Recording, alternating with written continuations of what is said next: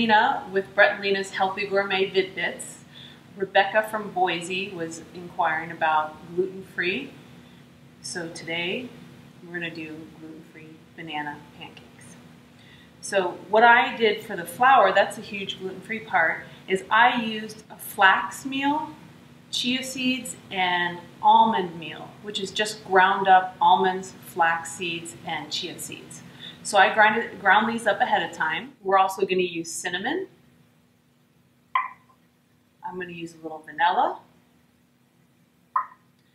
baking powder, eggs, and bananas. And that's it.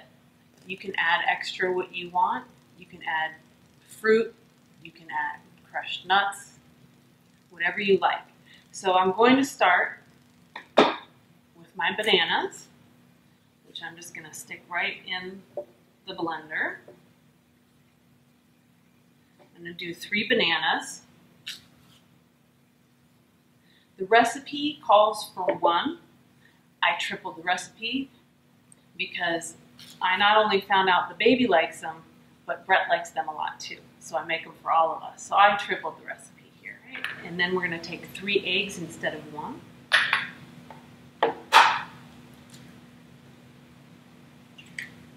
And I like to take the whole egg, especially since these were meant for the baby. It's all a good source of protein.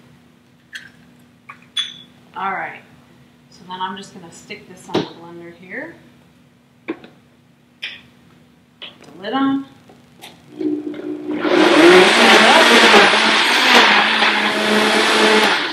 Just a real quick mix. Then I'm going to put in my vanilla. I use a ½ teaspoon of vanilla. I use about a tablespoon of organic blackstrap molasses, another great source of iron. But you'll put in what you like. You can leave this out or add it in. Same with the cinnamon. If you like cinnamon, a ½ teaspoon of cinnamon. And then I'm going to blend that up as well.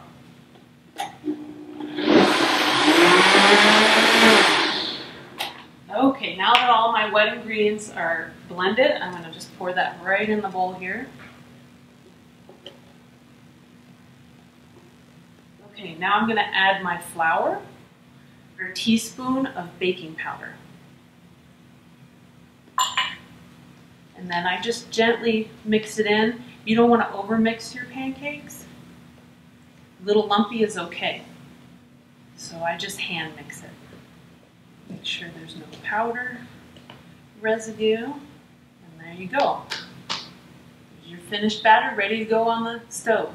Now that we've mixed our batter, it's time to cook up our pancakes.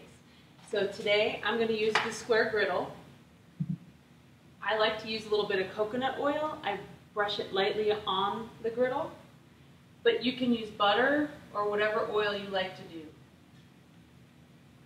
Now I set the temperature on a medium heat. On my gas stove it's 4. I like to keep it at 4. You want it nice and hot. Okay? So I like to use the ice cream scoop. It gives me a great measurement, a perfect size pancakes.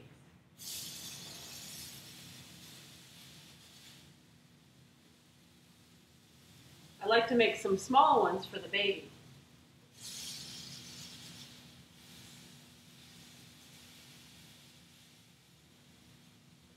The nice thing about this recipe is you can make a bunch on Sunday and then have them for the whole week. Just pull them out and eat them. Now it's going to cook pretty quick. You want to wait until you see the little bubbles come up. And obviously smaller ones are going to cook a little faster than the bigger ones.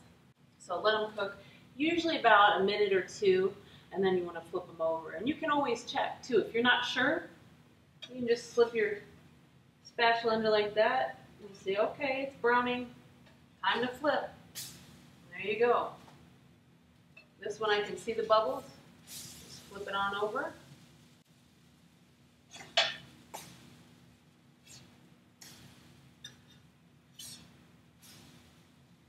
there you go. So after we're all done cooking our pancakes, if you have any little residue on the pan, just like the pots, You can pour a little water on there while it's still hot, and then just use your metal spatula to scrape anything up. And a little soap and water clean. Nice and easy.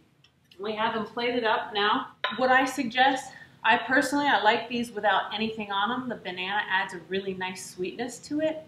I don't feel it needs anything. I'll eat it with a little fruit.